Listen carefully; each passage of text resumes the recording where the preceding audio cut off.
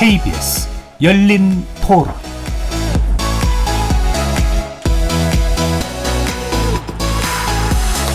안녕하십니까. KBS 열린 토론 정준희입니다.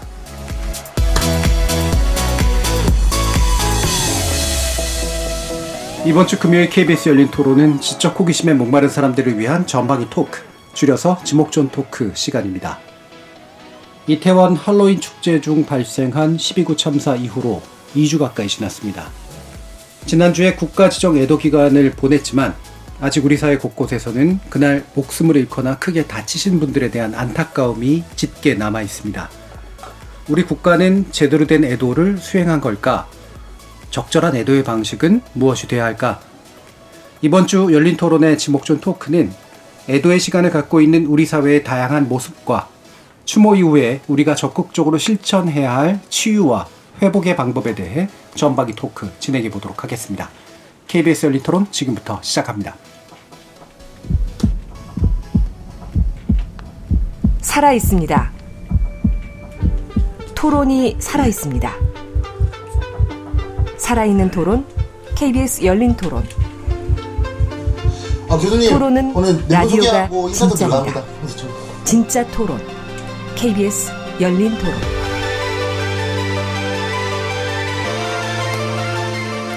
오늘 함께해 주시는 분들 소개해드립니다. 나라를 걱정하는 물리학자 이종필 건국대 교수 나오셨습니다. 안녕하세요. 이종필입니다. 사람, 사랑, 공감의 소설가 서유미 작가 나오셨습니다. 안녕하세요. 서유미입니다. 정의와 평등, 정치 철학을 탐구하시는 김만권 경희대 학술연구 교수 모셨습니다. 예, 안녕하세요. 김만권입니다. 또 오늘은 특별한 손님 한 분 모셨는데요. 세월호 참사를 겪은 단원고의 스쿨닥터로도 활동하셨던 마음치유 전문가 김은지 정신건강의학과 전문의 나오셨습니다. 네, 안녕하세요. 김은지입니다. 자, 이렇게 물리학자, 소설가, 정치철학자, 그리고 정신건강 전문의까지 각기 다른 전공, 개성, 지식을 가지신 네 분의 출연자와 함께 만들어가는 지적 호기심에 목마른 사람들을 위한 전방위 토크 지금 시작합니다. KBS 열린 토론.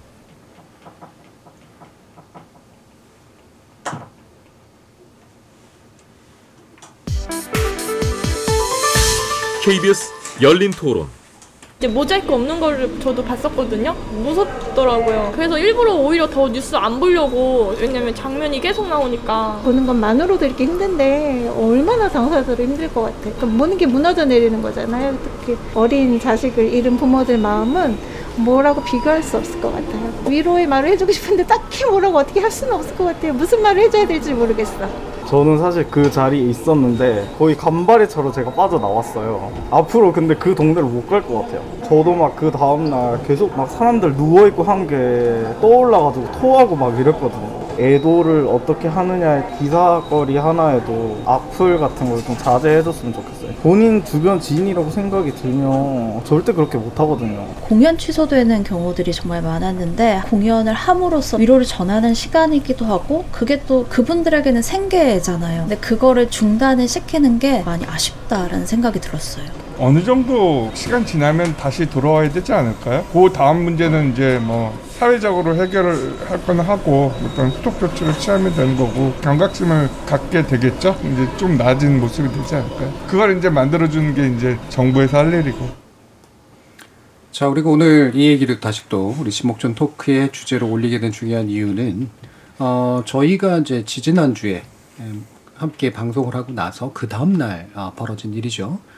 2주의 시간이 흘렀고 딱 2주의 시간이 흐른 만큼 오늘 해주시는 분들의 여러 가지 감성들이 있으실 것 같아서 다양한 이야기를 좀 나눠보려고 하는데요. 일단은 지난 기간들 어떻게 이제 보내셨는지 네 분 말씀 좀 들어보죠. 이종필 교수님 먼저 주시겠어요? 너무 좀 초현실적인 일이 벌어진 것 같고, 저번 주는 이제 저도 학교 수업을 할 때 이제 계속 그냥 검은 옷만 입고 다녔는데 학생들의 안부를 묻게 되는 거예요. 수업 시간 내내. 지난 주말 잘 보냈느냐? 안녕하신가? 이게 그냥 의례적인 인사말이 아니라 정말로 생물학적인 생존을 물어야 되는 수업 시간에 이런 학생들의 생사를 확인해야 되는 상황이 왜 벌어졌을까? 이런 생각이 들었고, 저희 학교에서도 그 어학원 다니는 외국인 학생이 이제 희생자 중에 네. 한 명 있더라고요. 그래서 학교 뭐 게시판에 이런 데도 그 학생을 추모하는 글들이 이제 막 올라오고 이게 남일이 아니구나.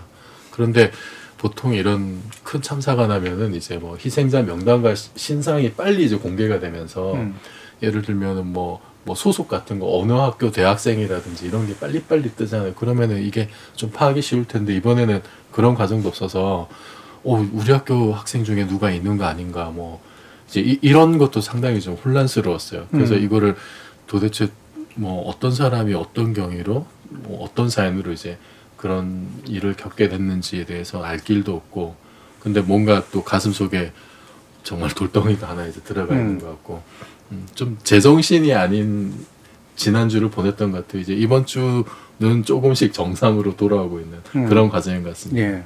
그러니까 되게 가까운 분들이 당했을 수도 있고 약간은 멀더라도 어쨌든 우리 주변에서 있을 수 있는 일이 되어버려서 그래서 느끼는 것들이 더 큰 것 같은데 말씀처럼 이제 누가 어떤 분들이 어떻게 당해서 어떻게 이분들에 대해서 고민하게 될까 이런 것들이 약간 불투명한 그런 영역들이 또 있긴 있어서요.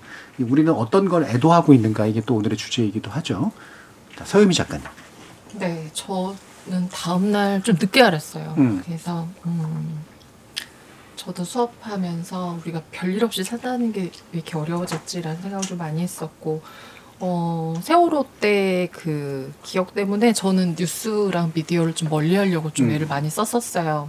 그래서 책도 좀 많이 읽고 음악도 많이 듣고 그러니까 원래 하던 거를 좀 많이 이어가려고 그 세상 목소리 좀 매몰되지 않으려고 좀 애쓰면서 지냈었고 아이가 고1이 있고 그 애도 기간 안에 운동회가 정해져 있었는데 아이가 딱 그 학교 딱 월요일날 갔다 와서 그 얘기를 하더라고요. 운동회가 취소되면 어떡하냐. 이제 3학년이고 한 번도 운동회를 못 했거든요. 코로나 때문에. 너무 기대를 했고 그나마도 축소해서 하는데 아이들이 다 그 걱정을 했다. 선생님이 조금 지켜보자고 했다. 그 주 금요일이었는데 그래서 운동회 갔었는데 많이 좋아하지를 못하더라고요. 학부모님들도 웅성웅성 아이들이 조금만 모여도 불안해하고 그래서 이게 되게 먼 곳에서 상황이 다른 것 같지만 우리가 계속 그 그림자 안에 있구나라는 생각이 좀 많이 들었었어요. 김만건 보겠습니다. 저는 솔직히 말하면 지금도 이제 뭐 어떻게 말을 시작해야 될까에 대해서 잘 모르겠는데요. 저는 뭐 이번에 제가 연구 교수로 있으면서 이제 그 저번 학기부터 학생들 강의 대신 뭐 연구 쪽으로 한다고 해서 학생들 강의가 없어진 상태여서 뭐 그나마 좀 괜찮다라고 생각했는데 마침 이번 주에 고등학교 청소년 강의가 하나 있었어요. 그래서 여러 뭐 행사들이 취소되고 그래서 이 행사가 제발 취소되었으면 하고 저는 사실은 마음속으로 바랬는데요. 거기에 가서 학생들하고 이렇게 2시간 동안 그 고등학생 학생들의 눈을 맞추고 있을 자신이 별로 없더라고요.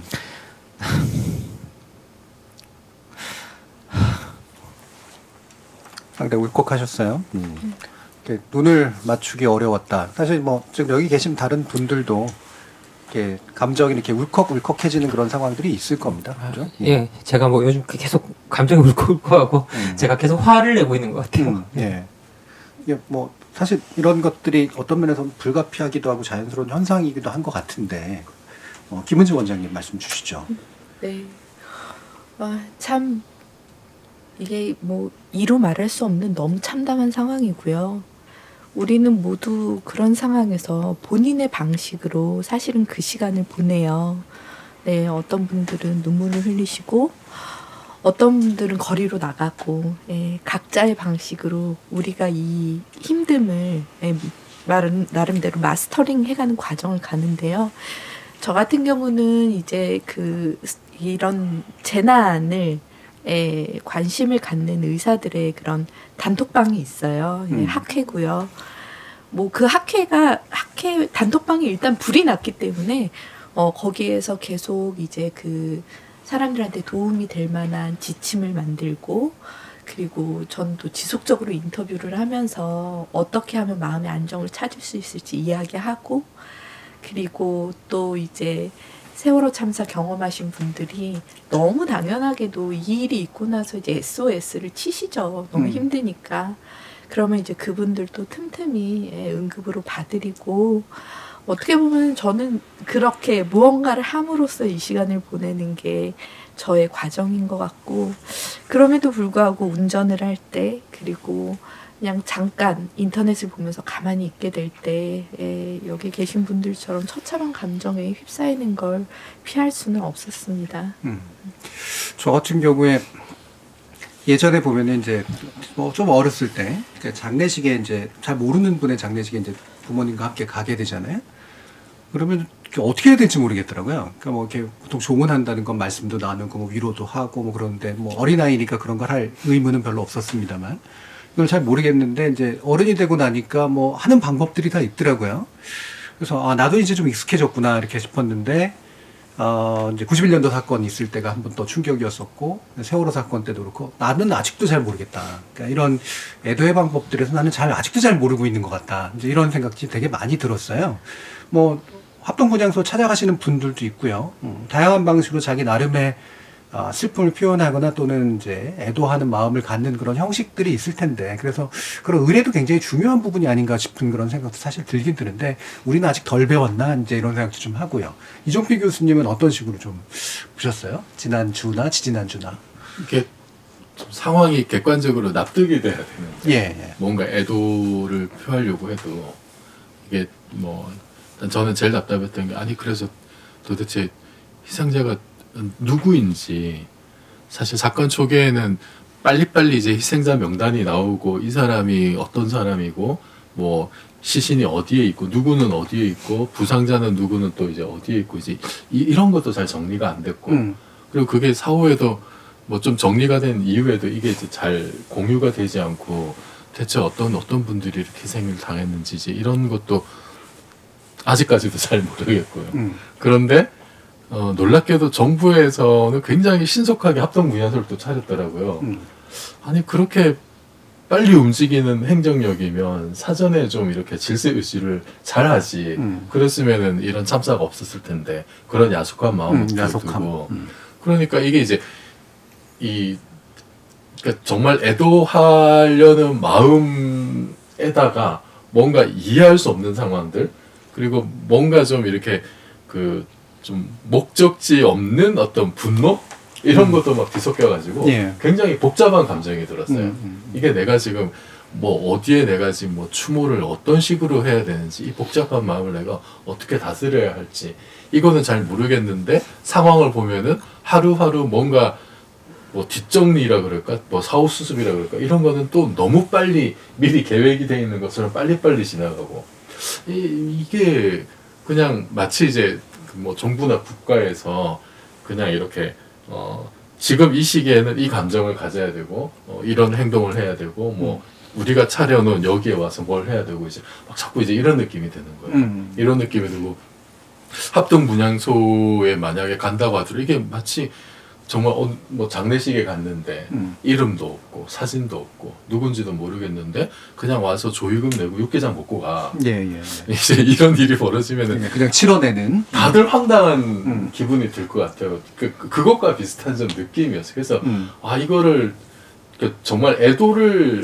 잘하는 것, 자연스럽게 애도를 잘하는 것도 굉장히 좀 중요한 일일 것 같은데 그것이 너무 좀 이번에는 좀 과도하게 어떤 그 감정을 너무 좀 이제 누군가가 힘 있는 사람들이 원하는 방향으로 감정을 통제하려는 건 아닐까라는 의심이 좀 들 정도로 그런 좀 약간 거부감도 좀 들었습니다. 그러니까 사실 이게 진짜로 누군지 알고 나하고 친했던 분이거나 그러면 이제 거기에만 상응하는 감정이라는 게 있잖아요. 그리고 거기에 상응하는 어떤 의례의 형태라는 게 있는데 이게 잘 모르는 분인데 분노해, 슬퍼.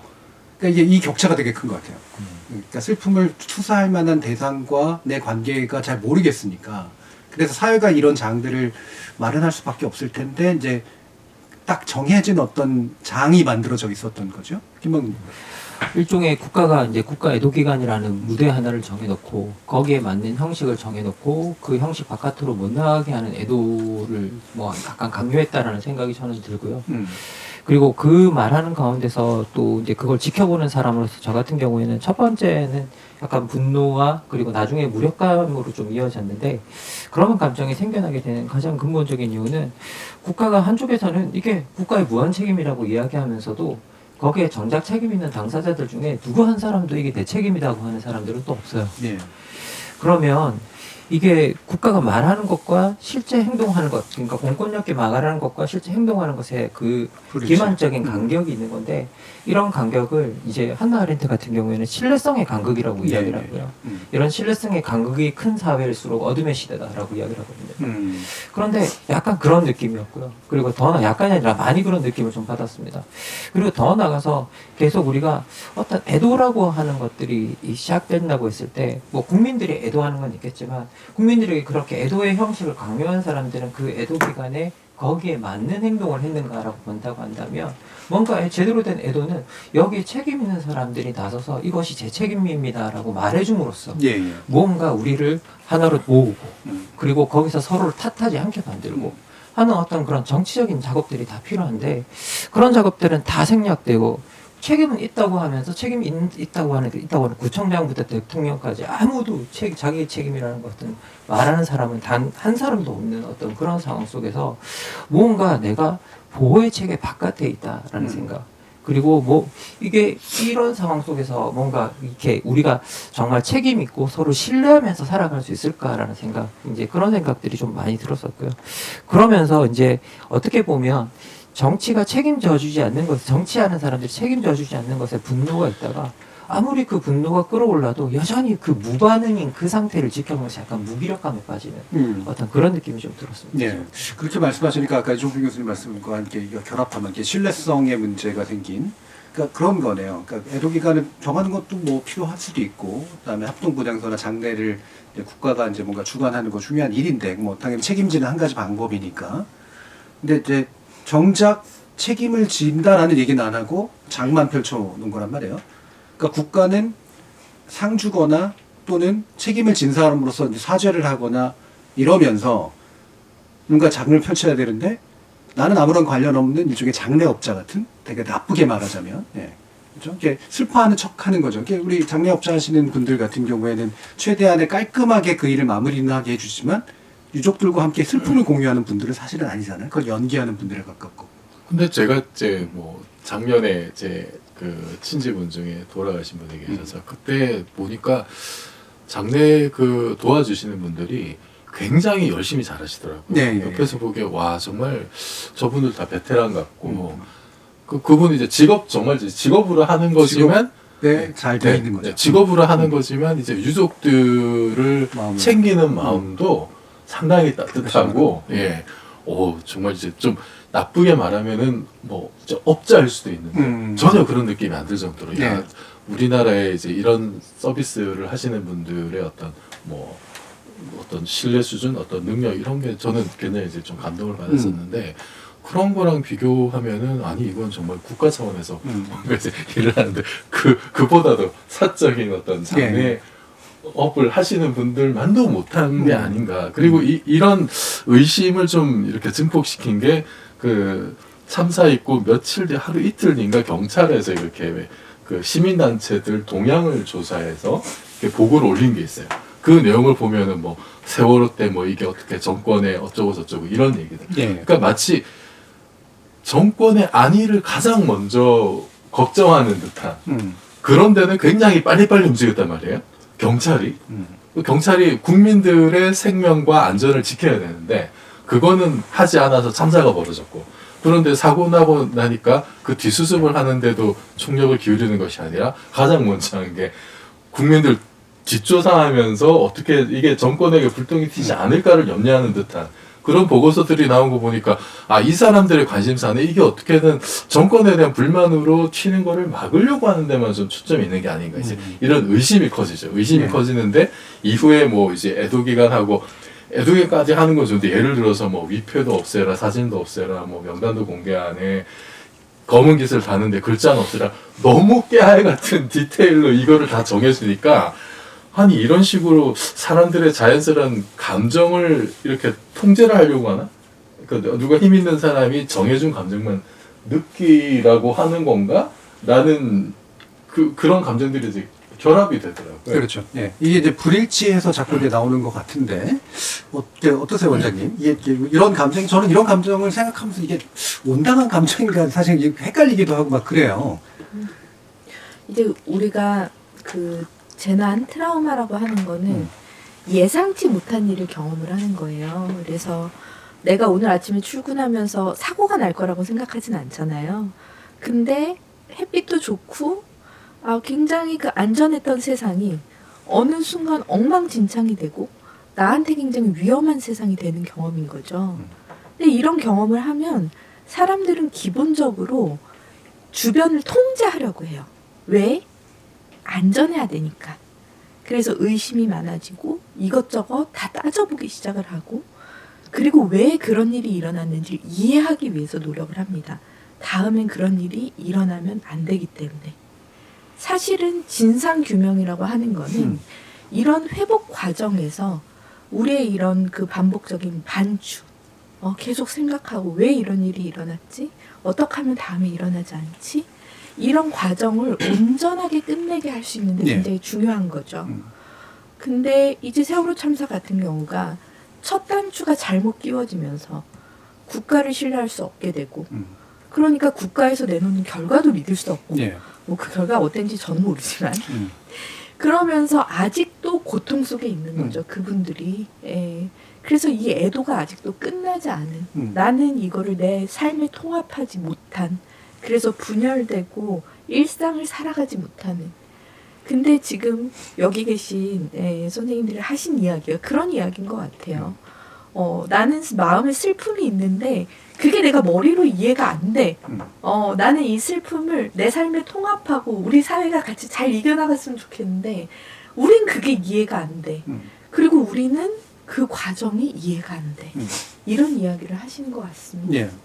그렇죠. 진상규명이라든가 세월호 사건의 어떤 경험으로 봤을 때도 그게 이제 애도에 있어서 굉장히 중요한 포인트인 텐데 키이기도 하고 장은 펼쳐져 있는데 공통으로 애도를 할 수 있는 방식 그리고 각자의 방식으로 애도를 할 수 있는 방식 이 부분들에서 뭔가 이렇게 잘 납득이 되거나 그림이 잘 그려지지 않거나 혼란스럽거나 이런 감성들을 많이 느끼시는 것 같아요. 서유미 작가님 이런 부분 어떠셨어요? 네, 우리가 이런 일을 겪으면은 그 서로를 탓하고 싶지 않잖아요. 그렇죠. 거기 있는 분들이 내가 그때 친구 손을 놓쳐가지고 내가 너무 조금 나만 빨리 나와서 뭐 내가 한 번을 더 CPR을 못해서 이런 거를 겪고 싶지 않아서 사실은 우리가 우리를 이끌어주고 무언가를 안전을 위탁할 그런 정부 기관, 뭐 장 이런 사람들을 이제 의지하는 거거든요.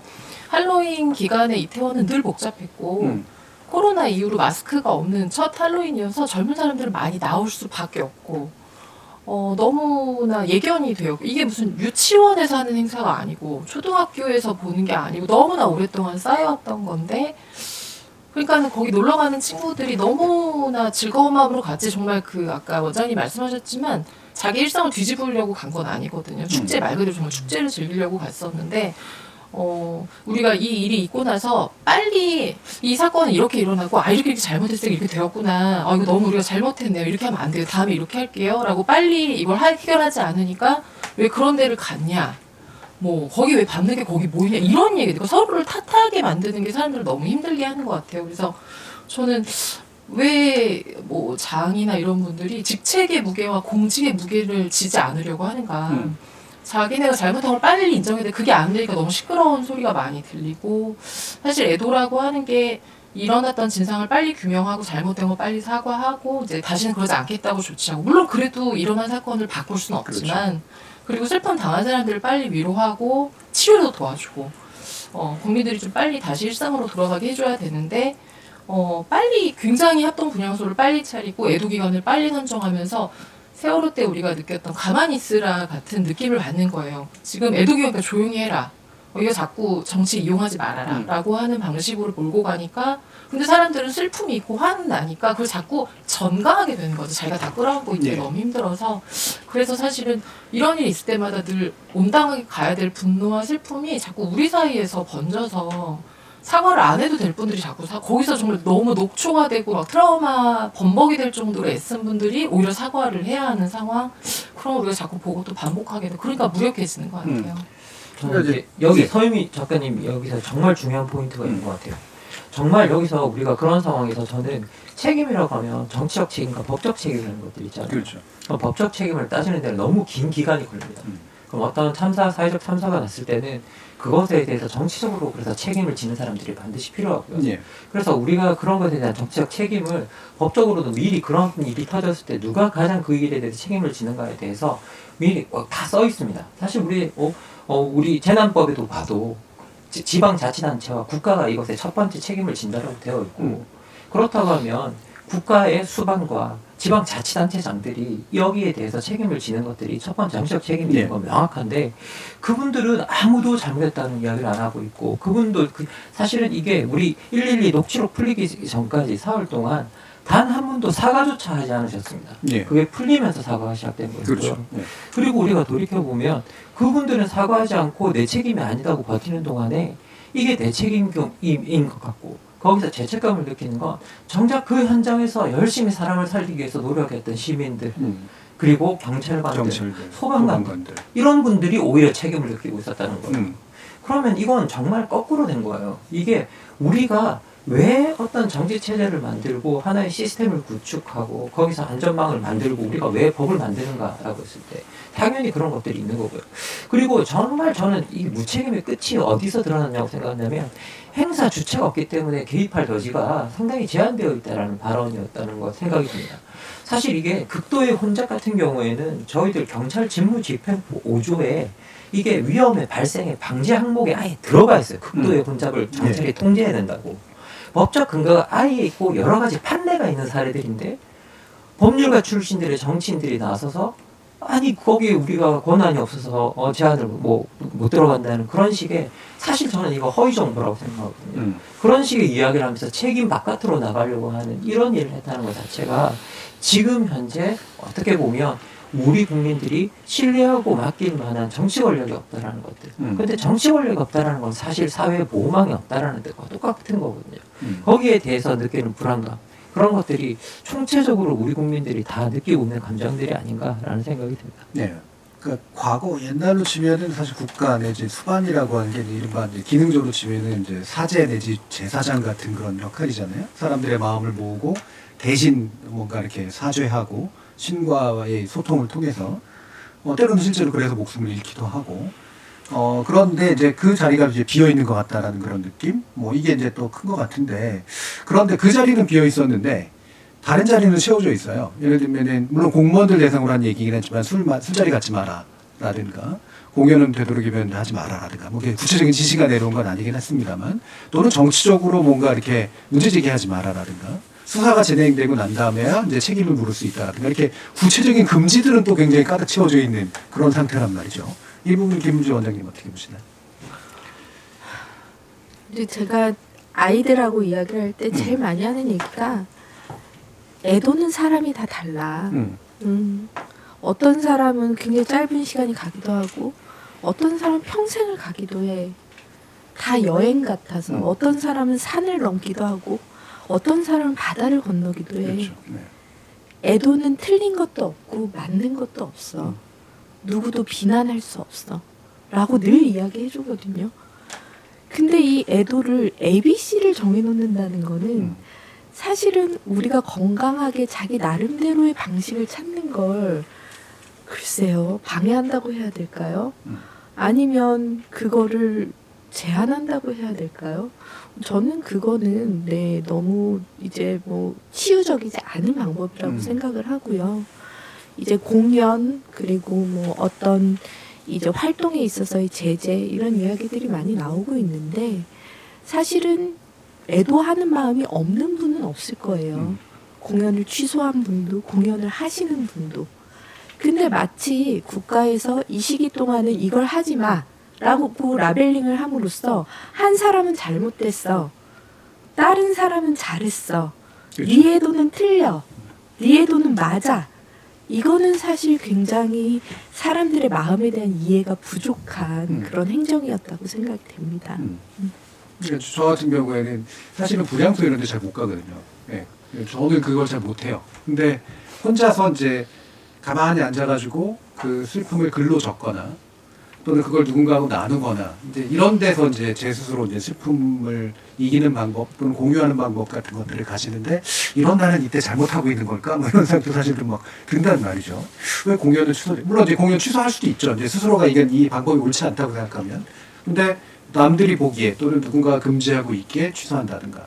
저는 술을 먹는 것도 굉장히 중요한 방법일 수 있다고 생각하는데 왜 먹지 못하는 것이 되는 게 맞는 건가? 참 다양한 생각들이 드는데 원장님께서는 그게 잘못된 거라고 강하게 얘기해 주셨는데 서영미 작가님은?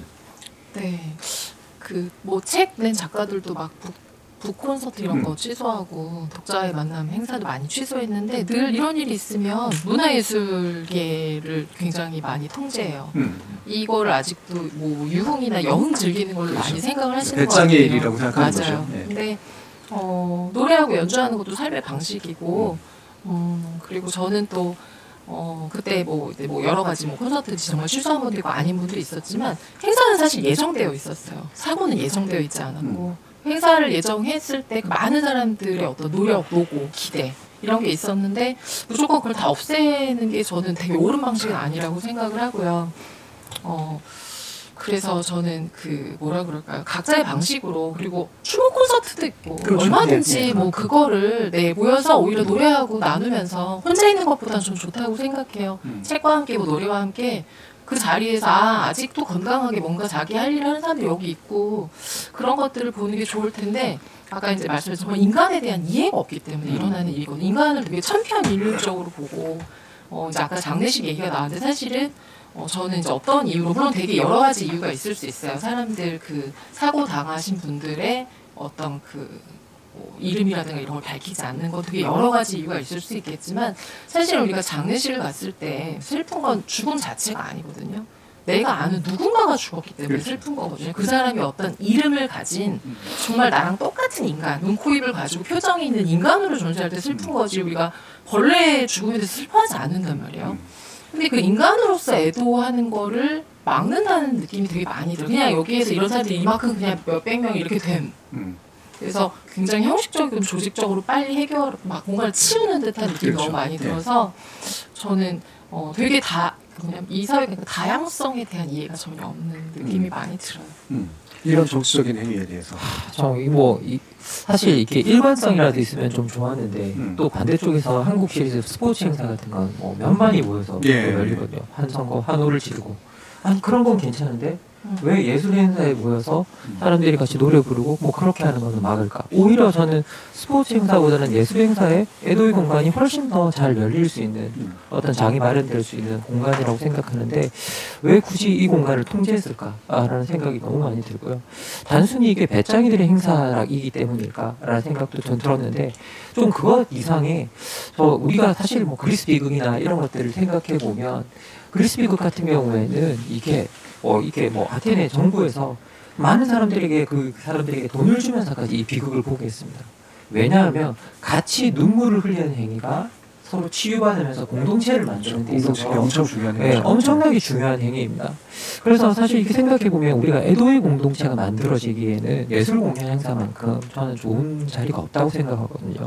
특히 음악 같은 공연이나 그리고 뭐 어떤 무대 공연이나 이런 것들이 우리한테 그런 것들을 주기에 상당히 좋은 자리인데 오히려 그런 애도의 공동체가 만들어지는 걸 차단하고 그리고 기본적으로 정치나 어떤 사건이나 이런 것으로부터 관심을 돌리는데 가장 적극적으로 활용해왔던 스포츠 공간을 열었다라는 점에서 오히려 그런 애도의 공간이 생기는 것 자체가 부담스럽기 때문에 이런 방식의 통제를 한 건 아닌가라는 생각이 저는 개인적으로 좀 들었습니다.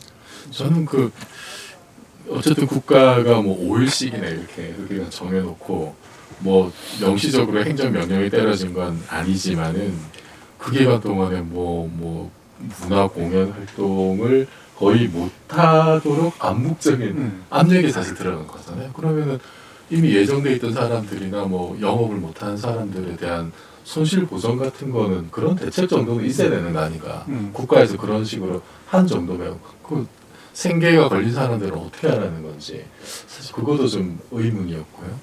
저는 그 애도 기간이 토요일까지였던가요? 제가 그 전날인가 금요일인가 제가 그 약속이 있었는데 우연히 그 장소가 재즈바였어요. 근데 거기 오시는 분이 이제 저녁 겸해서 이제 오신 분들이 다들 표정이 다들 그렇죠. 그때 이제 참사나고 일주일이 안 됐던 시점이니까. 그런데 그 재즈바에서 재즈 공연을 하시는 뮤지션들 분들 표정도 사실 이렇게 읽히죠. 읽히는데 그분들은 일상적인 늘 하던 대로 공연을 하시는 거예요. 근데 그 음악을 듣고 있는데 위로가 되는 거예요. 저는 이게 뭔가 일상으로 돌아가네 이런 것보다도 이게 어쨌든 사람들이 만나서 이렇게 음악을 듣고 말은 하지 않아도 사람들이 가슴 속에 슬픔을 가지고 있더라고요. 근데 그거를 어떻게든 이 뮤지션들이 그걸 또 이렇게 풀어주려고 하는 뭐 어떤 애도 추모곡을 해서 그런 것이 아니라 마음과 마음이 전해지는 그런 자리 공간이 있다는 것 자체가 저에게 굉장히 큰 위안이 됐어요.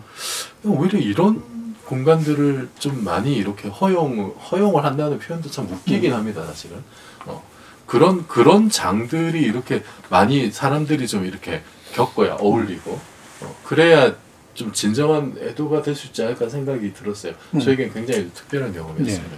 네. 저는 아까도 말씀드렸죠. 글이나 이제 노래도 물론 그렇지만 글이 참 저한테 되게 중요한 수단인데, 그냥 엘레지라고 근데 그러잖아요. 애가 내지 비가.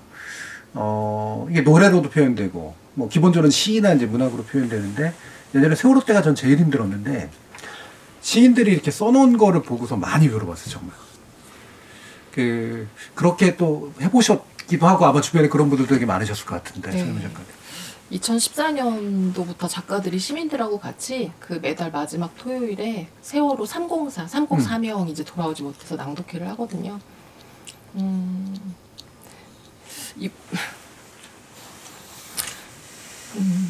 이분들이 모여서 이제 세월호 얘기만 하는 건 아니에요.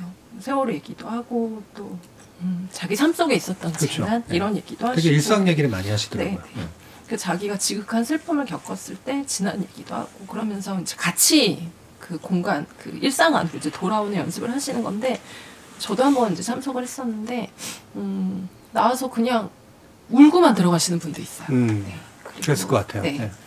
근데 그냥 다 지켜봐줘요. 애도는 그런 것 같아요. 그러니까 그 사람이 어떤 방식으로 하는 게 옳으냐 그르냐가 아니라, 근데 방금 말씀하신 것처럼 그 304라고 하는 그 한 명 한 명을 기억하기 위해서 이제 하는 건데, 그러니까 문학은 참사를 사건으로 접근하진 않거든요. 그러니까 사건, 어떤 일이 벌어진 게 아니라 한 사람의 일로 접근을 해요. 왜냐하면 그 한 사람이 우리 모두이기 때문에. 그래서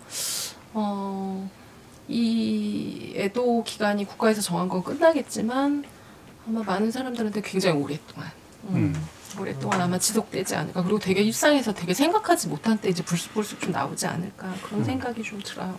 네. 제가 이제 문학을 좋아하는 사회과학자라서 그런지 몰라도 사회과학은 굉장히 떨어뜨려 놓단 말이에요. 대상을 과학하고 유사하니까 그러면은.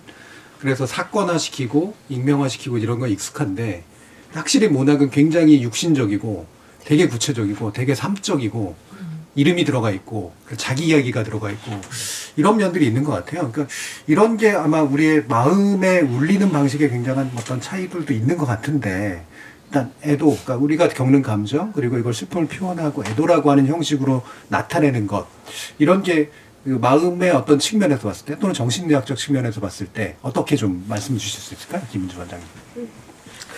제가 서유미 작가님이 이야기하시는데 너무 감화가 돼서 잠시 넋을 놓고 있었습니다. 사실 뭐 앞에서도 애도에 대해서 이제 잠깐 언급을 드렸었는데 참 그 죽음을 가까이 한다는 거는 말로 설명할 수는 없는 것 같아요. 그리고 우리가 그 나의 처참함을 어떤 방식으로든 내 삶에 끌어안고 통합하고 고통을 이겨내고 그리고 단절된 관계에서 다시 새로운 사람들을 만나고 새로운 삶의 터전을 만들어 나가는 건 정말로 또 한편으로 놀랍고 희망적인 일이기도 하죠. 사실 예전에는 정신과에서도 이렇게 이 애도라고 하는 거를 질환의 범주에 넣어야 되나 뭐 이런 고민들도 이제 사실 많이 했었던 걸로 알고 있어요. 근데 이제 정설은 그런 겁니다. 이런 가까운 사람을 잃은 혹은 우리가 이런 거를 이제 보통의 그런 애도라고 하지 않고 그 트라우마틱 그리프 그러니까는 트라우마와 애도가 같이 있는 거라고 하거든요. 우리 모두 너무 충격이었잖아요. 그런 상황을 경험을 하면 누구나 다 이런 감정을 갖는다. 다만 그게 시간이 지나도 지속되고 일상생활의 어려움을 초래하면 그때는 도움을 받아야 된다. 질환이 되는. 근데 이 재난은 사실은 또 여러 가지 측면이 있어요. 어떤 측면이 있냐 하면 우리가 그냥 그 사람을 잃은 걸로 끝나지가 않고요. 2차 가해가 생겨요.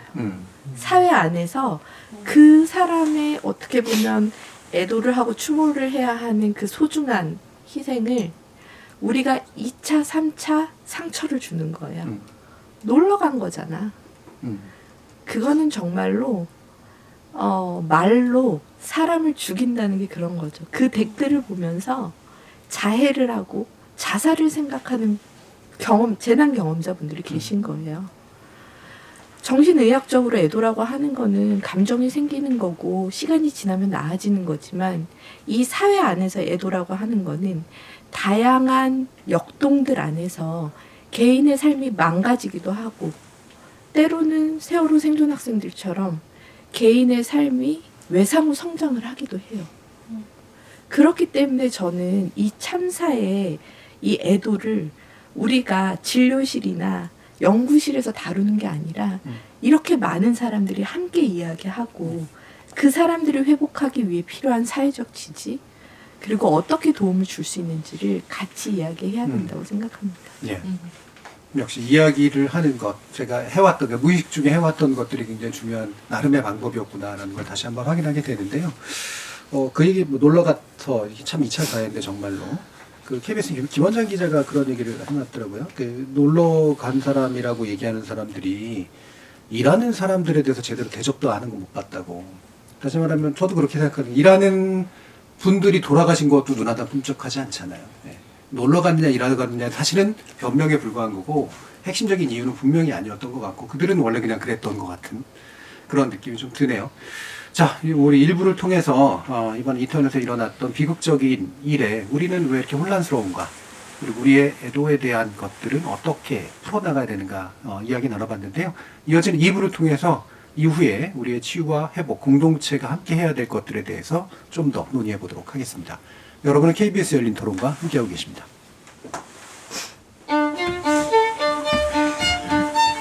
토론이 세상을 바꿀 수는 없습니다. 하지만 토론 없이 바꿀 수 있는 세상은 어디에도 없습니다.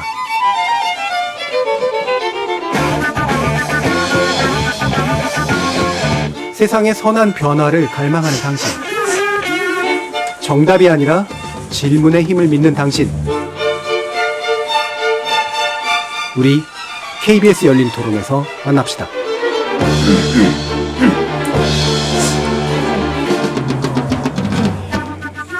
지적 호기심에 목마른 사람들을 위한 전방위 토크.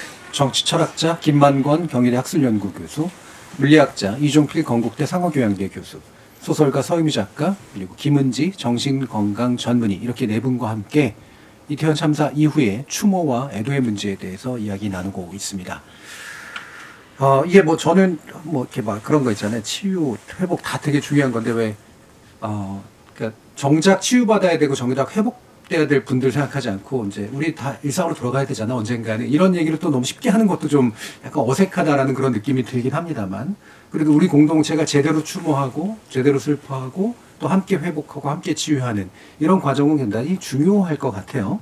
그런 면에서 아까 이제 김은지 원장님이 진상규명이나 이런 것들이 그런데 굉장히 중요한 요소다라고 얘기해 주셨는데 일단 김만권 박사님 우리 정치 또는 국가가 사실 이런 것들을 주관해 나가야 되는 그러니까 통제한다기보다는 그렇죠. 되게 중요한 어떤 주체이지 않습니까? 어떻게 해결해 나갈까요? 이게 사실 어떻게 보면 우리가 애도 이야기를 했을 때 애도가 여러 가지 측면이 있겠지만 저는 애도야말로 정말 복잡한 어떤 행위라고 생각을 합니다.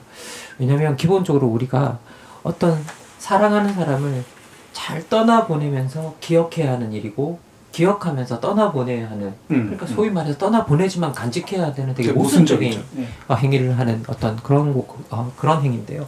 그러다 보니 우리가 어떻게 보면 이것들이 이성적으로만 설명할 수 없는 행위고, 그리고 우리가 상당히 감정적인 부분과 많이 연결되어 있고, 그러다 보니 어떤 사람들의 말 한마디 한마디에 쉽게 상처받고, 그리고 쉽게 무너질 수 있는 어떤 그런 시간이라는 생각이 듭니다.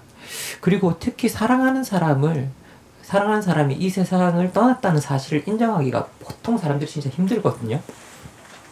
그러면 그걸 인정하기 위해서는 사람들이 거기에 대해서 객관적으로 어떤 일이 벌어졌고, 그리고 거기에 만약에 사회적 참사라면 누가 책임이 있고, 그럼 그들이 어떤 책임을 지는지에 대한 명확한 어떤 사실관계와 책임관계가 규명이 돼야 사실은 떠나보낼 수가 있습니다. 그리고 그런 애도가 있어야 다시 우리가 일상으로 돌아올 수 있거든요. 그런데 그런 애도 없이 일상으로만 돌아오라라는 이제 이야기를 하게 되면, 사실은 그런 것들이 어떻게 보면 저는 이 자가에 상당히 가깝다라는 생각이 들고요. 그리고 더 나가서 이게 소설가 한강이 소년이 온다에서 쓴 대목인데요. 사실 이렇게 진실 없는 애도를 하는 사람의 입장이라고 저는 생각하는데요. 이렇게 쓰고 있습니다. 당신이 죽은 뒤에 장례식을 치르지 못해 내 삶이 장례식이 되었습니다. 라는 구절이 있어요. 실제로 여기 들어보면.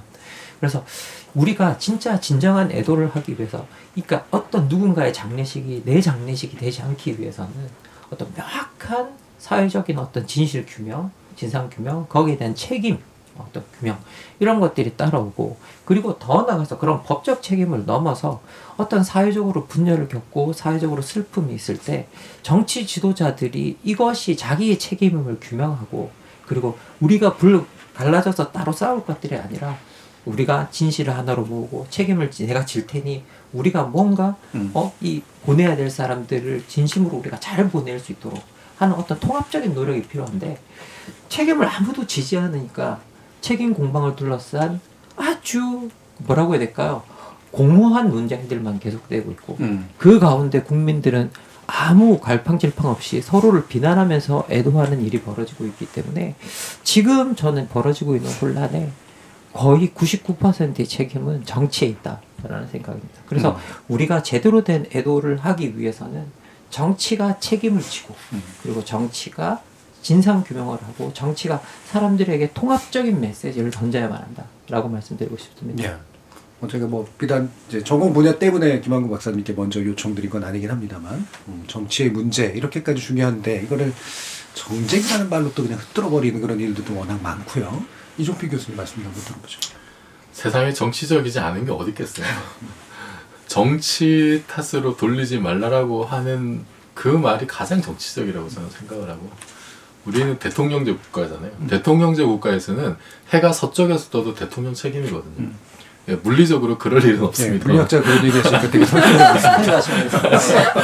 그럴 일 없습니다만, 대통령제 국가에서는 그게 대통령이에요. 뭐 법적 책임 이런 걸 떠나서 행정의 최고 수반으로서 그 도의적 정치적 책임을 어떤 형태로 지는 게 그게 대통령제 국가고, 근데 지금 우리 윤석열 대통령은 뭐 본인의 잘못이나 실수에 대해서 이렇게 쿨하게 인정하고 진심으로 반성하고 돌아보고 사과하고 이런 모습을 지금까지 보인 적이 없어요. 못하시는 스타일인 것 같아요. 이번 경우에도 남 탓을 굉장히 이제 잘 하시더라고요. 그렇게 남 탓을 하게 되면 그 밑에 있는 고위공직자들도 남 탓을 하면서 면피만 하려고 이제 하거든요. 그러면은 사실 그 국민들 입장에서는 이게 어떤 느낌이에요? 저는 버림받은 느낌이 들어요. 아니 대통령제 국가에서 대통령이 뭐 국민의 생명을 가장 최고의 가치로 지키겠다고 했는데, 실제로 그 서해 공무원 피격 사건을 다루는 방식을 보면은 거기는 굉장히 정성을 많이 들이잖아요. 뭐 전직 국방장관도 구속시키고 안보라인 다 수사하고 엄청나게 공을 들이는데 왜 도심에서 150명 넘게 사망한 사건에 대해서는 저렇게 무책임할까? 나는 버림받았나? 이런 느낌이 든단 말이에요. 그리고 또 하나 지적하고 싶은 거는 그거를 이제 보도하는 언론의 문제. 예. 언론도 처음엔 보도한 내용들을 보면은 주체자 없는 행사 얘기만 진창했어요. 외신들이 야, 이것은 이제 안전에 대한 안전을 책임지지 않는 정부의 문제라고 초반부터 명확하게 짚고 나갔고, 왜 우리는 외신을 통해서 사건의 진실을 알아야 되나? 근데 우리가 일상적으로 보는 거는 국내 언론인데 그 TV 켜기가 겁나고 신문 보기 무섭고 스마트폰으로 포털 열기 겁나고 그게 증폭이 되는 거예요. 그러니까 버림받았다는 느낌이 뭔가 우리가 생각하는 상식이 아니거든요. 아니 1차적으로 지금 행정을 책임지고 있는 사람들이 뭔가 일단 사과하고 책임지는 모습을 보여야 되는데 그런 게 아니라 뭔가 다른 이유가 있다. 우린 잘못한 게 없어. 이러면은 이게 우리가 생각했던 세상이 아닌데? 그러면은 내 인생을 잘못 살았나? 우리 인생이 부정당하는 느낌이 들고 그러면 나도 언젠가는 저런 식으로 어느 날 갑자기 참사를 당할 수도 있는 거고 그런 일이 일어나도 전혀 이상하지 않고 아무도 책임도 지지 않는 건가. 거기서 혼란과 불만이 저는 나온다고 보거든요. 그러니까 이게 첫 단추부터 완전히 잘못 깨진 거죠. 정치권이 그렇게 나선 다음에 정말 언론이라도 나서서 제대로 자리를 잡아줘야 되는데 왜 우리나라에서는 뭐 팬데믹 때도 그랬습니다만 민족 정론지는 왜 외국에만 있는가? 이 회한이 드는 거예요. 예. 저는 그래서 이 정치권의 문제도 있고 저는 이거를 증폭시킨 언론의 문제도 있고 그것이 사실 사건이 일어나면은 그 초반에 굉장히 진실과 관련된 어떤 그 요소들이 많이 남아있잖아요. 근데 그게 그냥 이렇게 다 지금 묻혀버려서 그래서 제대로 된 애도도 못하는 게 아닌가. 그리고 지금도 그거를 뭐 좀 이상한 방향으로 힘 있는 사람들이 원하는 방향으로만 좀 이렇게 끌고 가려는 거 아닌가. 그래서 좀 뭐 책임 규명, 뭐 방지 대책, 진실 규명 이거 정말 제대로 될까? 세월호처럼 이게 좀 몇 년이 지나도 해결이 안 되는 건 아닐까라는 두려움이 굉장히 좀 큽니다. 잘못하면은 그렇게 될 수도 있다는 두려움. 그렇죠. 과거에 또 그런 일들이 있었기 때문에 행정 그리고 정치, 특히나 언론 이런 부분들이 이제 늦었지만 늦게라도 뭔가 역할을 해주기를 기대하는 그런 주문들도 있었고요. 서유미 작가님은 어떤 부분을 좀 풀어가는 게 좋을 것 같다라고 생각하시나요?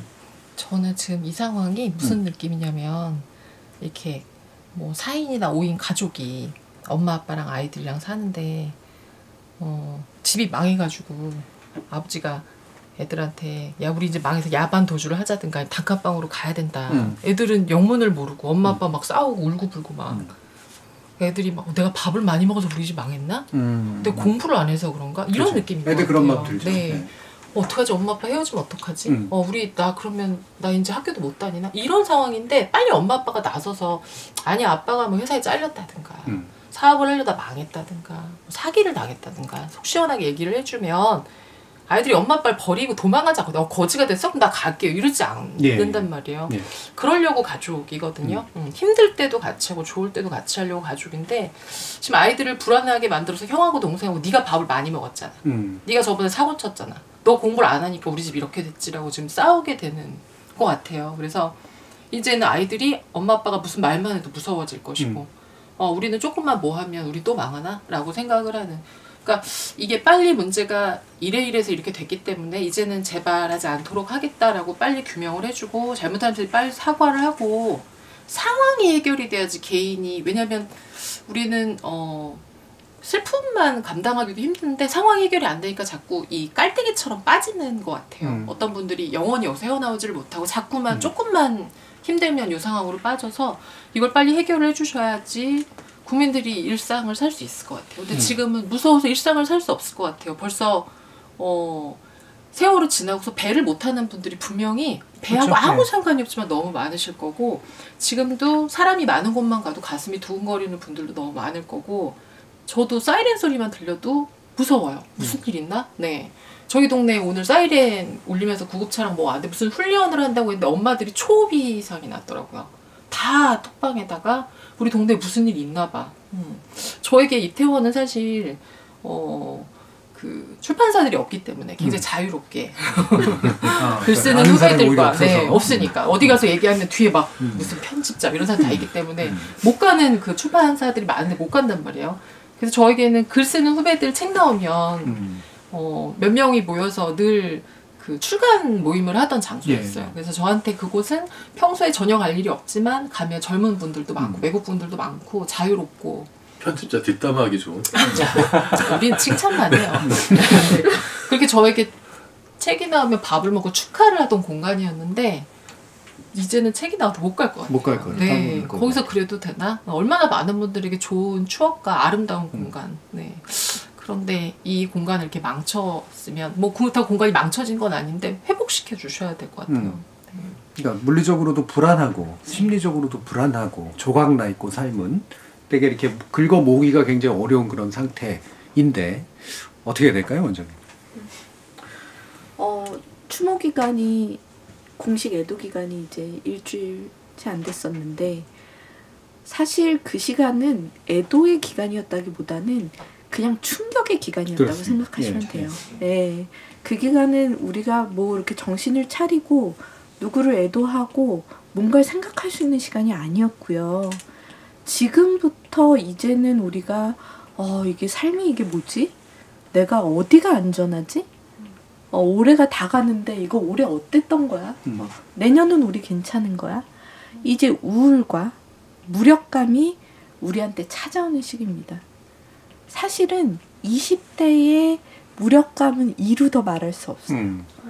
여러 번 들으셨겠지만 세월호 참사, 코로나로 인한 직업 찾기 어려움, 이제 조금 살만한가 했더니 이태원 참사로 인해서 이제 내 나이 또래가 멀리 떠나는 걸 볼 수밖에 없었던 것. 그래서 올해 연말은 무력감이 우리를 많이 지배하지 않을까. 그거는 다시 말하면 우리 모두가 불안하고 부정적이고 분노를 갖게 된다는 얘기죠. 그 부분에서 사실 제가 제일 걱정되는 거는 지금 이제 시작되고 있는 책임 공방입니다. 그러면 화가 나고 분노한 국민들은 그 안에서 서로를 탓하는데 에너지를 쓰게 돼요. 왜? 그게 내가 이거를 이해하는 가장 좋은 방법이니까. 그래, 거기 간 사람들이 잘못한 거야. 그렇게 이해를 한다든지. 그래, 뭐 건물이 잘못됐대. 이렇게 이해를 한다든지. 그러는 과정에서 서로 얼마나 상처를 주고 그 안에서 가장 존중받고 가장 위로받아야 될 유가족분들 그리고 재난 경험자분들은 수없이 상처를 받으실 거예요. 정말로 너무너무 끔찍한 일입니다. 우리가 사람이 때리는 건 표가 나죠? 말로 죽이는 건 표가 안 나요. 눈앞에서 욕하는 건 표가 나죠? 누가 내 친구 바캉스 가다 죽었는데 너 놀러 가다 죽었다며? 이렇게 얘기하나요? 하지만 보이지 않는 사람한테 놀러 가다 죽었잖아. 이렇게 얘기합니다. 정치권에서 말 한마디 잘못하는 거 정말 많은 재난 경험자들을 밤새 잠 못 자고 울게 만듭니다. 그게 이제 우리 앞에 점점 다가오고 있는 거예요. 그러면 그걸 과연 누가 이거를 책임지고 조절하고 그렇게 되지 않도록 도울 것이냐. 저는 아까 이야기하신 진상규명 빨리 되고 빨리 책임지고 책임질 수 있는 자리에 있는 사람이 도의적인 책임을 빨리 이야기하고 물론 법적인 책임도 져야 되고 그 부분들이 최대한 잡음 없이 그리고 서로 상처 주지 않고 저는 정치하시는 분들이 하셔야 할 최소한의 역할이라고 생각해요. 예, 그럼 최대도 아닌. 예, 여태까지 죄송합니다. 여태까지 경찰 거기 배치 못한 거, 그 이후에 수습 못한 거, 그것 묻지 않을 테니 뭐 그거 알아서들 하겠죠. 근데 앞으로 신경 쓸 거, 그 어느 순간에도 재난 경험자들을 상처받게 하지 마셔라. 세월호 참사처럼 선거 때만 되면 세월호 얘기 끌고 나와서 사람들 다시 뒤집어 놓지 말아라. 그것도 못할 거면 도대체 무슨 이유로 정치를 하고 도대체 무슨 인격으로 사람들을 행복하게 만들 수 있다고 생각하는지 제가 조금 흥분을 했는데 제가 요번에 사고 나고 이 참사가 있고 난 다음에 사실 아직 112 얘기 안 나오고 이제 혼란스러울 때 언론 보도가 갑자기 또 트라우마를 조심해야 된다. 치유의 시간이다. 회복해야 된다. 이 얘기를 이제 불과 며칠 만에 하는 거 보고 너무 사실 좀 되게 의아하기도 하고 어색하기도 하고 화도 나고 좀 그랬거든요. 사건이 뭔지도 잘 모르겠는데 뭐 예를 들면은 충격적인 장면 보지 마세요. 맞는 말이죠. 그 개별의 어떤 조언들은 맞는 말인데 이게 우리한테 짙은 트라우마를 남기니까 그러면 안 됩니다. 그리고 트라우마를 극복할 만한 심리적인 상담을 해드릴 테니 어떻게 하십시오. 이렇게 얘기하는데 아직 뭔지도 잘 모르겠는데 막 상담과 회복을 얘기를 한단 말이에요. 저는 이것도 시기가 있고 단계도 있고 뭔가 이럴 거라고 생각이 드는데 세월호 때 저는 이게 결정적으로 꼬였었다고 보거든요. 근데 세월호 때 경험도 있으시고 또 실제로 스쿨 닥터도 많이 하셨기 때문에 어떻게 잘못되어 가는가 또는 안 좋아가는가 또는 뭐 제대로 된다면 또 어떻게 풀렸는가 이런 부분들 좀 사례로 얘기해 주시면 좋을 것 같아요. 저는 제가 세월호 참사 이후 지금 8년째 이제 안산에 있어요. 근데 그 긴 시간 동안에 제가 가장 끔찍했던 적은 참사 직후가 아니었어요.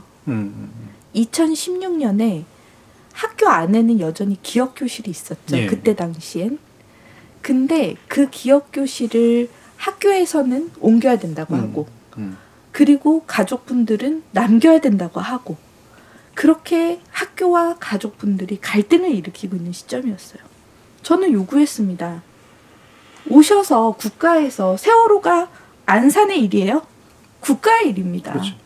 그럼 국가에서 이 갈등을 조정할 수 있도록 노력하는 게 맞지 않냐. 근데 1년, 2년 아주 지난하게 끌고 가면서 서로 너무 많은 상처를 줬어요. 그리고 결국은 어떤 상황까지 벌어졌냐. 유가족 분들이 학교에 와서 정말 데모를 하셨고요. 예. 그리고 거기에 있는 부모님들, 학교의 부모님들은 신입생들이 입학하는데 전단을 뿌렸어요. 예. 저거를 빼야 된다고. 이 얼마나 서로 상처를 줍니다. 그렇죠. 다 피해자입니다. 다 그 동네 사시는 분들이에요. 근데 과연 누가 뭘 안 해서 피해자가 피해자의 멱살을 잡게 만들었는지. 저는 그때 기억이 제가 정신과 의사로서 가장 무력하고 내가 아무리 한 사람 두 사람 상담 더해도 이런 난장판에서 이 사람들의 철철 흘리는 피를 내가 어떡할 수는 없구나. 그냥 나 혼자 아각거리는 수밖에 없구나. 그런 걸 느꼈던 순간입니다. 저는 이태원도 마찬가지일 거라고 생각해요. 3년, 4년 후에 그렇게 되지 않으라는 법 없다고 생각해요. 그러면 그 전에 우리가 뭘 해야 될지. 저는 정신과 의사라 잘 모릅니다. 여기 계신 정치 전문가분들 이런 분들이 고민해 주셔야죠. 그러니까 그런 거죠. 2년 뒤에 그 일이 오히려 더 충격적이었고 그게 더 큰 상처를 남겼다. 이게 전 되게 의미심장한 말이라고 생각이 드는데요. 그러니까 일상으로 언제 돌아가야 될 것인가의 문제는 뭐 사람이 돌아가는 방식들도 되게 다양하고 결국은 돌아갈 수밖에 없는데 어떻게 돌아갈 것인가. 사실 이게 되게 중요한 문제인데 일상으로 돌아가자. 이제 잊을 때가 됐어. 라는 말을 쉽게 내뱉음으로써 생기는 더 큰 트라우마들이 이제 되게 있단 말이죠. 상처들을 확인하고 보듬고 치유하면서 조금씩 나아가는 걸 텐데 이걸 왜 이렇게 참 쉽게들 얘기를 할까. 그리고 삶이라는 게 있잖아. 우리는 그냥 살아야 되잖아. 산 사람은 살아야지라는 말로 그냥 다 퉁쳐버리는 그런 식의 말들이 어떻게 일상화가 돼 있을까. 자, 다른 분들 한번 어떻게 했으면 좋겠다 얘기를 해주세요. 치유와 회복에서. 저는 진상 규명이 제대로 안 되고 이게 상식선에서 납득이 되지 않으면 그러면은 우리 사회 안전에 대한 사회적 신뢰가 무너진다고 보거든요. 이게 그냥 이번 일로 끝나는 게 아니라. 그러니까 지금 방금 말씀하셨듯이 갑자기 뭐 사이렌만 울려도 막 지금 이렇게 가슴이 벌렁거리고 하는 게 뭐 당장의 참사의 충격 때문에 그럴 수도 있지만 이제 더 이상 안전하지 않은 게 아닌가? 지금 일이 벌어져도 책임지는 사람도 없고 상식적으로 납득할 수 있는 해명도 없고 그러면은 근본적인 해결도 안 될 것 같고 이제 정말 각자 도생해야 되나 이러면 신뢰가 무너지는 거거든요. 신뢰가 무너지면은 예를 들어서 정말 길거리에 수십만이 모여서 응원을 못 해요. 우리가 촛불 시위 때도 뭐 몇백만이 모였다 이러는데 거기도 굉장히 밀도가 높았고 상당히 좀 위험한 수 있는 순간들이 있었지만은 서로가 믿음이 있었기 때문에 신뢰 자산이 충분했기 때문에 큰 사고 없이 더구나 굉장히 깨끗하게 쓰레기도 안 나고 자원봉사단들도 있었고요. 그렇게 다 진행이 됐고 월드컵 응원 우리 얼마나 열심히 잘 즐기고 사고 없이 잘했습니까? 근데 그 자산이 다 무너지는 거거든요. 참사가 났기 때문에 무너지는 게 아니라 참사를 우리가 상식적으로 받아들일 수 없으면 무너지는 진실 규명이 안 되면 최근에 그 어디죠? 봉화인가 거기서 광산에서 이렇게 내몰리다가 극적으로 구조되신 분 그분 인터뷰 내용 보니까 혹시 구조가 안 될 거라는 생각은 그것 때문에 낙담한 적 없느냐 그 질문을 했는데 그분이 자기는 한 번도 그런 생각을 안 해요. 그러니까 사실 무조건 나를 구하러 온다. 예. 그 믿음이 버티게 해주는 거거든요. 근데 지금 그런 신뢰가 무너지고 있는 거예요. 당장의 어떤 뭐 책임과 뭐 그런 거를 모면하려고 했다가는 지금까지 우리가 힘겹게 쌓아왔던 사회적인 어떤 신뢰 자산이 완전히 무너지게 됩니다. 굉장히 저는 그 국가를 운영하시는 분들이 사명감을 가지고 지금 이거를 진상규명을 해야 된다고 저는 생각을 해요. 네, 김만근 교수님. 제가 처음부터 계속 이제 그 정치적 책임 문제를 예. 드렸었는데요. 이런 참사에 있어서 가장 중요한 부분은 정치적 책임을 지는 사람이 명확해야 애도도 잘 진행이 되고, 그리고 그 이후에 기억의 과정, 그리고 일상으로의 복귀, 이런 부분에서 어떻게 보면 최소한의 어떤 분쟁 없이 그런 일들이 가능하게 되고, 그리고 더 끔찍한 이유는 뭐냐, 아까 우리 김은지 원장님께서 그 이야기를 해주셨듯이 이건 피해자들끼리 서로 싸우게 되는 일들이 일어난다는 거죠. 극단적인 경우에는.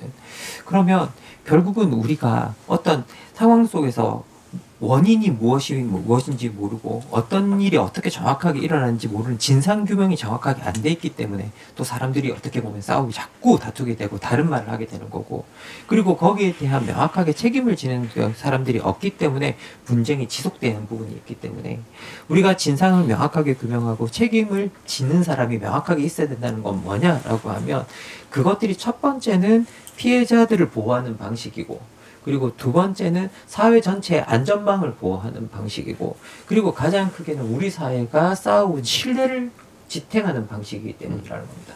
그런데 정치 지도자들이 책임으로부터 도망가기 시작하면 크게 말씀드린 아까 이정필 교수님 말씀해 주신 신뢰가 무너지고, 그리고 우리 서유미 작가님이 말씀해 주신 우리 사회적 보호망이 없다라는 그런 불안감을 느끼게 되고, 결국은 또 우리 김은지 원장님께서 말씀해 주신 이 희생자들끼리 서로 다투게 되는 그런 상황까지 벌어지게 되는 거기 때문에 정치적 책임이라는 부분은 정말 중요합니다. 그런데 이번 사태가 터지고 난 다음에 우리가 목격한 정치 지도자들은 다 어땠느냐, 하나같이 정치적 책임으로부터 도망가는 모습이었습니다. 다 도망가고 거기에 대해서 내가 책임이 있다라는 말 하기 싫어했고, 그나마 사과를 하면서도 이게 내 책임은 아니다라는 식의 태도를 계속 보이고 있었다라는 것. 이 부분에 대해서 우리가 정치 지도자, 정치를 하시는 분들이 있다고 한다면 이 부분은 정말 반성해야 되고요. 그리고 만약에 정치를 지망하는 사람이 있다면 저는 이렇게 말하고 싶습니다. 가장 멀리 해야 할 유형의 정치인들이 지금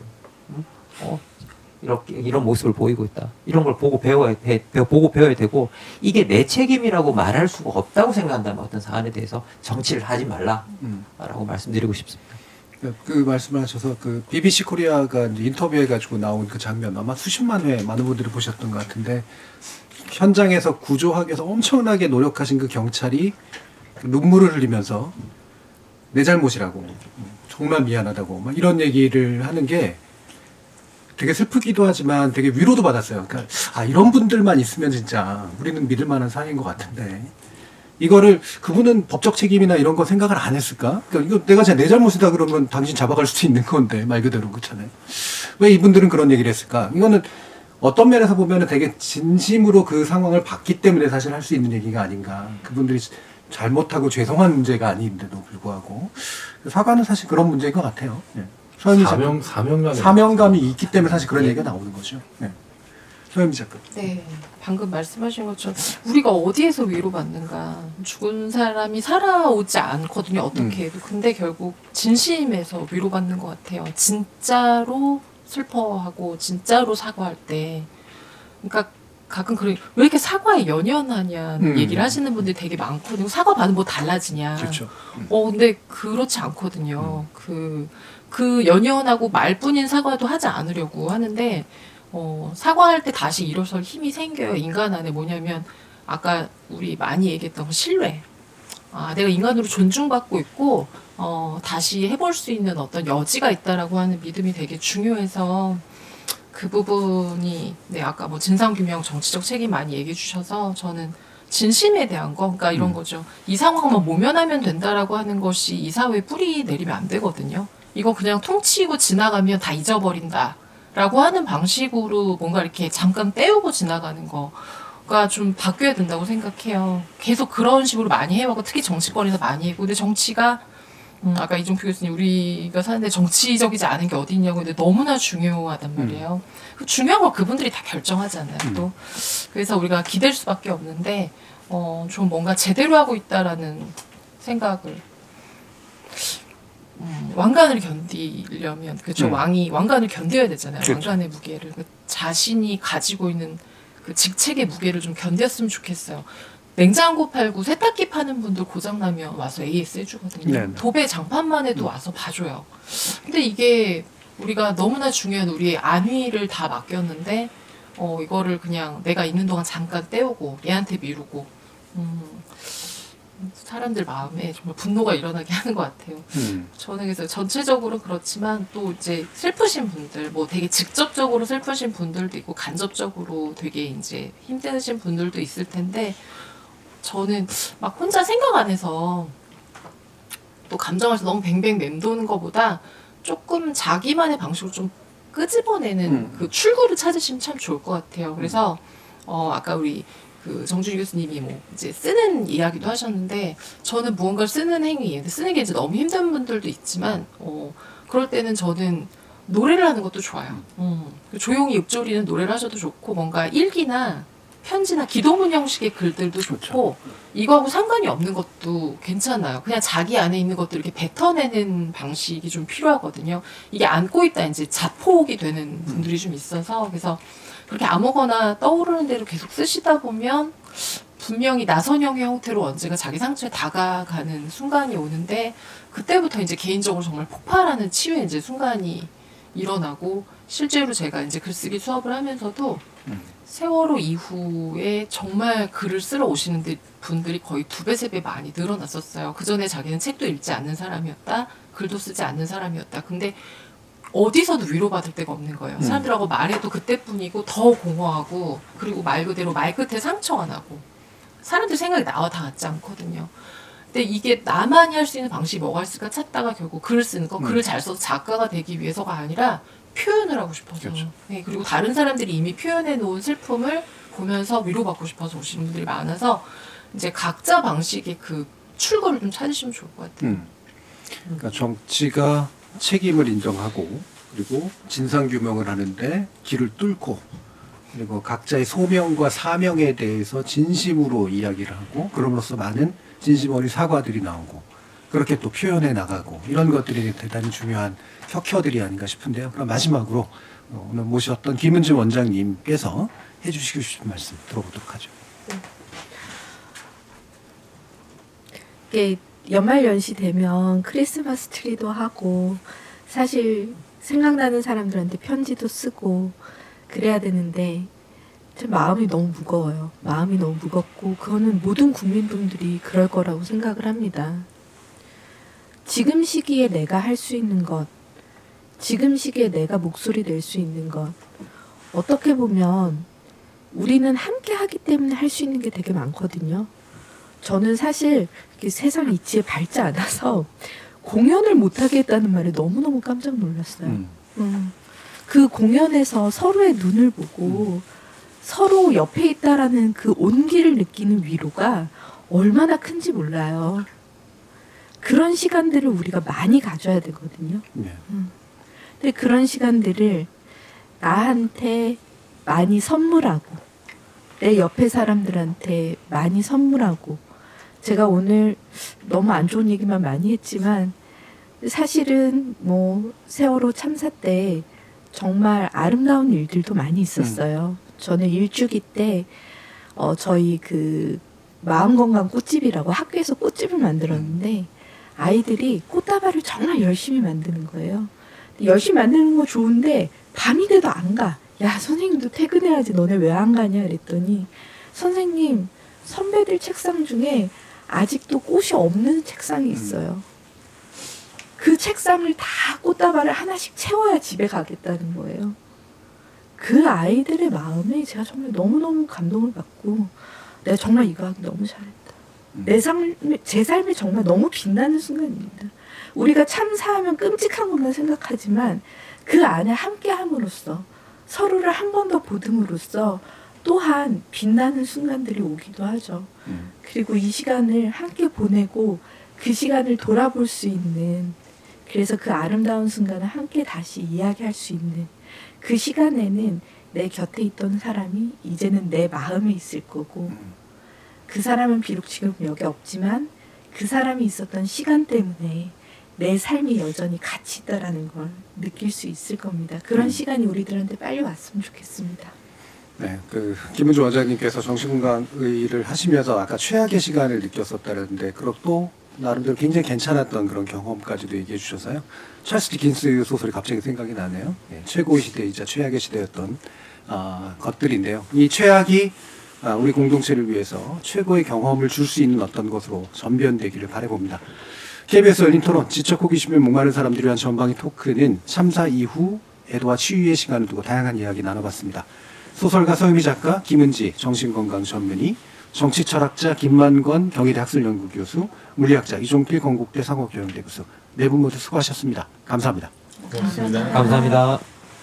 솔직히 저는 아직도 그대들의 죽음을 어떻게 슬퍼해야 하는지 잘 모르겠습니다. 슬픔보다 먼저 찾아온 건 황망함이고 분노고 억울함이었습니다. 그리고 미안함이었습니다. 그대들 같은 자녀를 둔 어른으로, 그대들 같은 친구를 가진 동료 시민으로 너무나 미안해서, 그리고 부끄러워서 의연히 그대들을 배웅하지 못했습니다. 나라가 지정했던 애도 기간은 끝났지만 우리의 부끄러움은 아직 끝나지 않았고, 여전히 비척대는 제 슬픔은 이제 막 첫걸음을 뗍니다. 인간으로서의 예와 도리를 다했다고 그대들이 받아들여 줄 때까지 잊지 않겠습니다.